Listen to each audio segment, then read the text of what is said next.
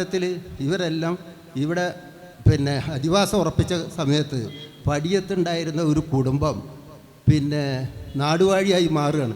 ആ നാടുവാഴിയായി പടിയം മാറി, കുടുംബം അവിടെയാണ് മാറിയെന്നുള്ളതിന് തെളിവെന്താണെന്ന് ചോദിച്ചാൽ ആ പ്രദേശത്തുണ്ടായിട്ടുള്ള ആ കുറേ കാലഘട്ടത്തിന് ശേഷം നമ്മൾ കണ്ടെത്തിയിട്ടുള്ള പേരുകൾ മുഴുവൻ, അതായത് തീണ്ടാപ്പടി കഴിഞ്ഞാൽ പടഹാരം കഴിഞ്ഞാൽ കയ്യട്ടായി കഴിഞ്ഞാൽ ആർപ്പേമ്പള്ളി, അത് കഴിഞ്ഞാൽ പള്ളിപ്പറമ്പ്, അത് കഴിഞ്ഞാൽ പോതർമ്പ് കഴിഞ്ഞാൽ തണ്ടലവളപ്പ്, ഇങ്ങനെ പ്രത്യേക രീതിയിൽ ഉണ്ടായിരുന്നതാണ്. അതുമാത്രമല്ല പള്ളിപ്പറമ്പ് എന്ന് പറഞ്ഞത് എന്താണെന്ന് ചോദിച്ചാൽ പള്ളിയുള്ള സ്ഥലമല്ല, അത് രാജാവ് പള്ളിയറ കൊള്ളുന്ന കെട്ടിടം നിൽക്കുന്ന പറമ്പാണ്.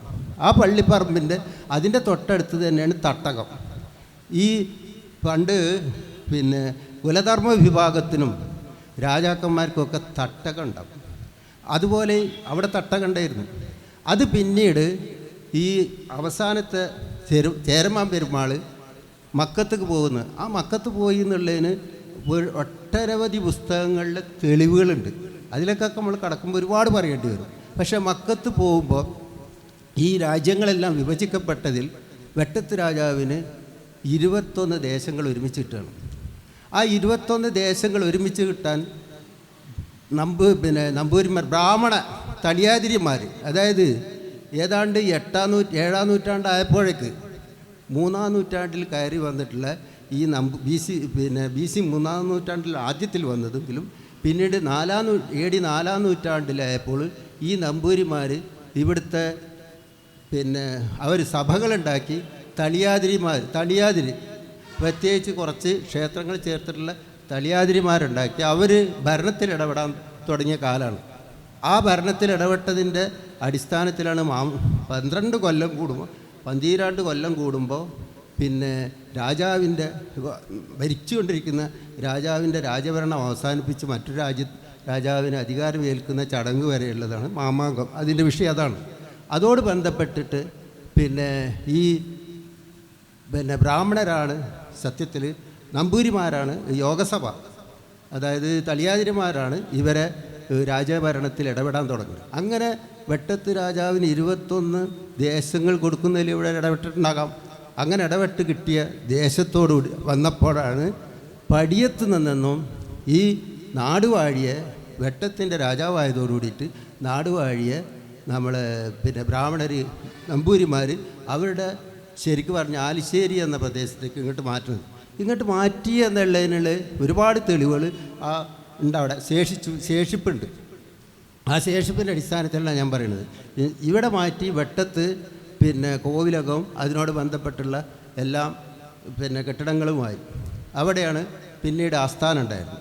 അവിടെ നിന്ന് സത്യത്തിൽ ആദ്യം ചെയ്തത് വെട്ടത്ത് രാജാവ് ആ കാലഘട്ടത്തിലെ വെട്ടത്ത് രാജാവൊക്കെ അതിൻ്റെ തുടർന്നുള്ള രാജാവൊക്കെ ജനങ്ങളോട് ബന്ധമുണ്ടായിരുന്ന രാജാവാണ്. കാരണം അതൊരു ശരിക്ക് പറഞ്ഞാൽ അഗ്രഹാരത്തിലാണ് ആ സ്ഥാനം വന്നത്. അതോടുകൂടി അവിടെ തേങ്ങടാൻ ആളില്ല, മറ്റുള്ള പണികൾക്ക് കുലധർമ്മ വിഭാഗങ്ങളൊന്നും അവിടെ ഇല്ല.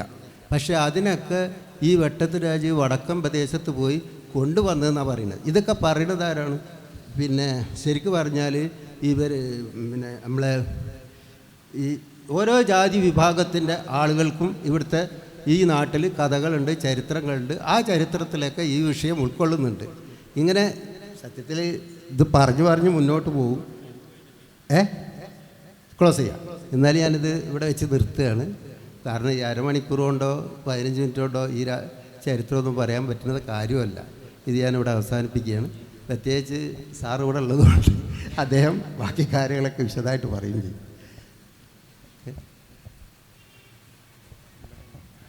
അടുത്തതായി നമ്മോട് സംസാരിക്കാൻ വേണ്ടി ബഹുമാനപ്പെട്ട ശശിധരൻ ക്ലാരി വെട്ടത്തു നാട്ടിലെ സാംസ്കാരികതയെക്കുറിച്ച്, കേരളത്തിലെ സംസ്കാരത്തെക്കുറിച്ചൊക്കെ വിശദമായി പഠനം നടത്തിയ വ്യക്തിത്വമാണ്.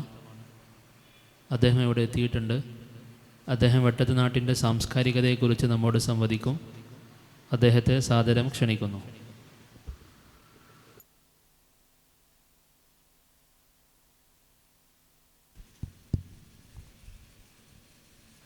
ഹലോ.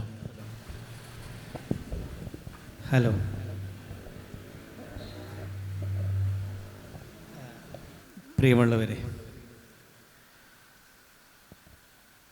ഇവിടെ അബ്ദുള്ള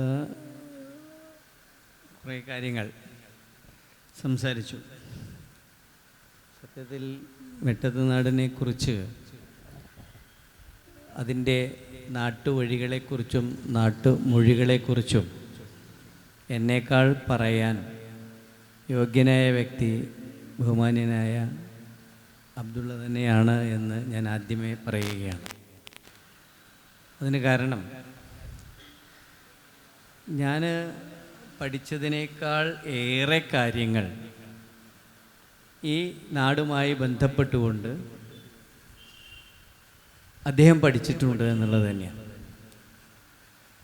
ഞാൻ പഠിക്കുന്നത്, ഞാൻ എന്തിനു വേണ്ടിയിട്ടാണ് വെട്ടത്തുനാടിനെക്കുറിച്ച് പഠിച്ചത് എന്ന്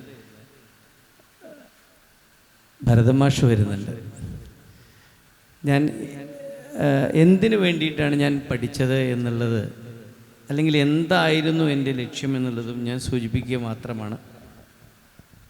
ചില കാര്യങ്ങൾ പറയേണ്ടതുണ്ട് സംസ്കാരം എന്നുള്ള നിലയ്ക്ക്. യഥാർത്ഥത്തിൽ വെട്ടത്തുനാട്ടിലെ തോറ്റം പാട്ടുകൾ എന്ന ഒരു വിഷയം അടിസ്ഥാനമാക്കിയിട്ടുള്ള ഒരു അന്വേഷണമാണ് ഞാൻ നടത്തിയിരുന്നത്.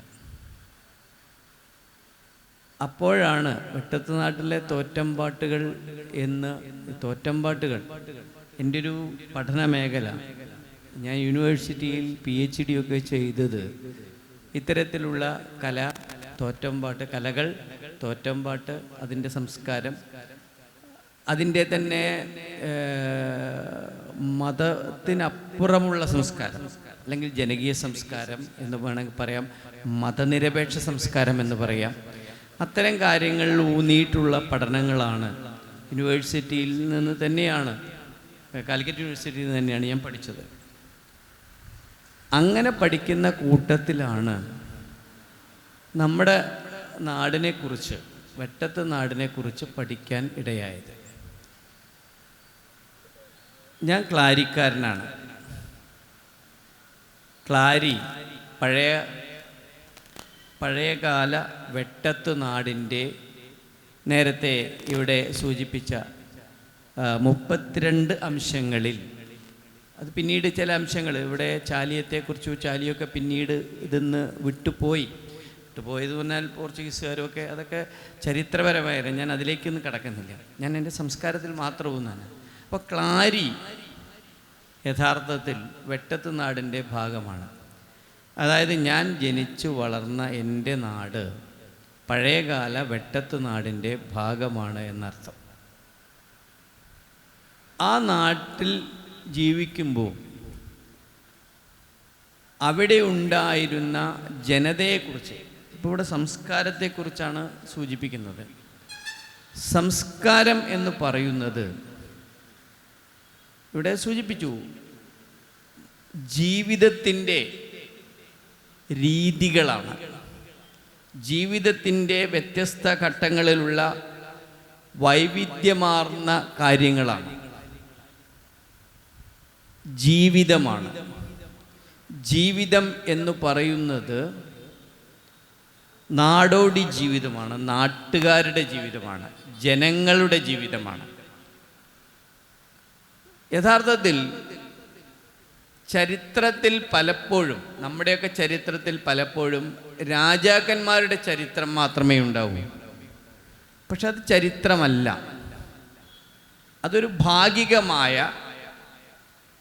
ഭരണാധികാരത്തിൻ്റെ ചരിത്രം മാത്രമേ ആകുന്നുള്ളൂ.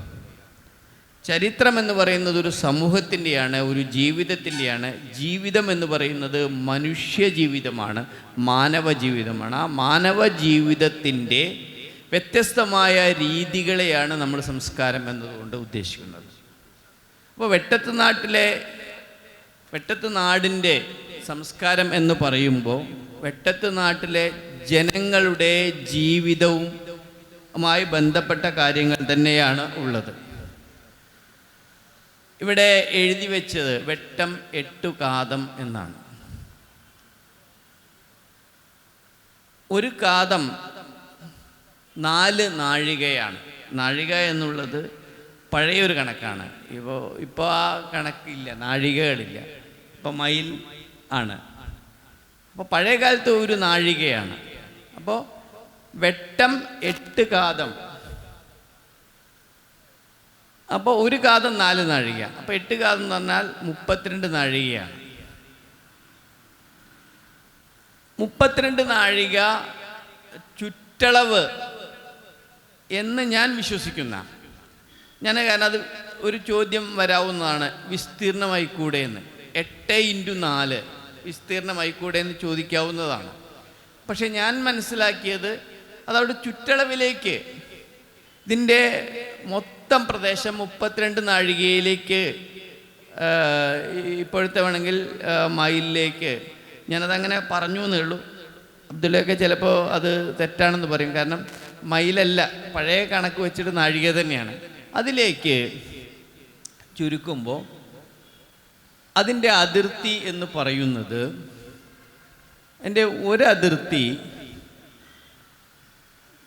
ക്ലാരി പ്രദേശം തന്നെയാണ്. ക്ലാരി MSP ക്യാമ്പ് ഉൾപ്പെടെയുള്ള പ്രദേശങ്ങൾ. അതിൻ്റെ അപ്പുറം നാഷണൽ ഹൈവേക്കപ്പുറം സാമൂതിരി നാടാണ്, കോട്ടയ്ക്കലാണ്. കോട്ടയ്ക്കൽ ആസ്ഥാനമായിട്ടാണ് സാമൂതിരിമാരുണ്ടായിരുന്നത്. സാമൂതിരി രാജാക്കന്മാർ കോട്ടയ്ക്കലും കോഴിക്കോടിൻ്റെ ഒരു ഭാഗം അവിടെ നിന്നുള്ള രാജാക്കന്മാർ തന്നെ കോട്ടയ്ക്കൽ